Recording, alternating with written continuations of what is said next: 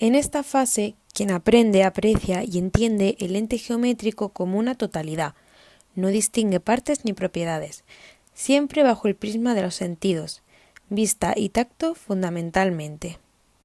El aprendiz es capaz de reconocer figuras visual y sensorialmente y ponerles un nombre básico. Es capaz de representar figuras solo en función de su nombre, haciendo una imitación de lo que ha percibido mediante los sentidos cuando descubrió esa forma. Por ejemplo, el alumno es capaz de reconocer y pintar círculos y no círculos en base a los sentidos, como la vista o el tacto. Se distinguen las partes del ente geométrico y alguna propiedad de cada elemento que lo compone, pero aún no se diferencia con otros entes según las características de los elementos que lo componen ni es capaz de clasificar en función de ellos. El aprendiz es capaz de reconocer los diversos elementos que componen una figura previamente conocida y de observar propiedades de los elementos que componen una figura previamente conocida y crear nuevas propiedades respecto a esos elementos en sí mismos pero sin relacionar con los demás. Por ejemplo, se entiende que el triángulo está formado por aristas y vértices e incluso se cuentan y se miden. Sin embargo, no se distinguen tipos de triángulo en función de estos elementos ni se diferencia con otras figuras planas mediante ellos. Se relacionan abiertamente las propiedades de los entes geométricos como características innatas para poder clasificarlos por familias. Se distinguen los entes geométricos en función de propiedades y de elementos que los conforman.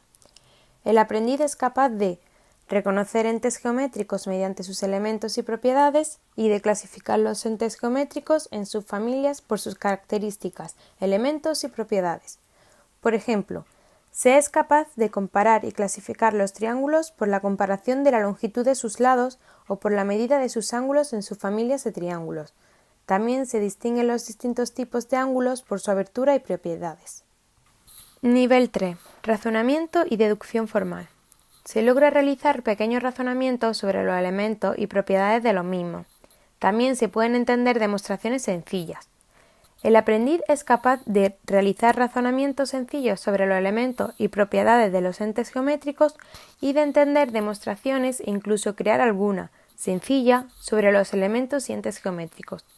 Por ejemplo, el alumnado es capaz de calcular la medida de uno de los ángulos de un triángulo conocida la medida de los otros dos o de entender por qué la suma de los ángulos de un triángulo suma un ángulo llano. Nivel 4. Rigor. El aprendiz logra describir mediante mensajes escritos y hablados con precisión características, elementos, formas, propiedades, razonamiento y propiedades sobre entes geométricos. El aprendiz es capaz de unir el lenguaje escrito y oral con el lenguaje geométrico visual y sensorial, de describir todo tipo de situaciones geométricas mediante un lenguaje técnico-matemático y puede llevar a cabo razonamientos abstractos sobre entes geométricos sin necesidad de representarlos. Por ejemplo, el alumnado puede calcular la medida del ángulo complementario a uno dado sin representarlo, o de explicar por qué el teorema de Pitágoras es correcto utilizando lenguaje algebraico y no geométrico.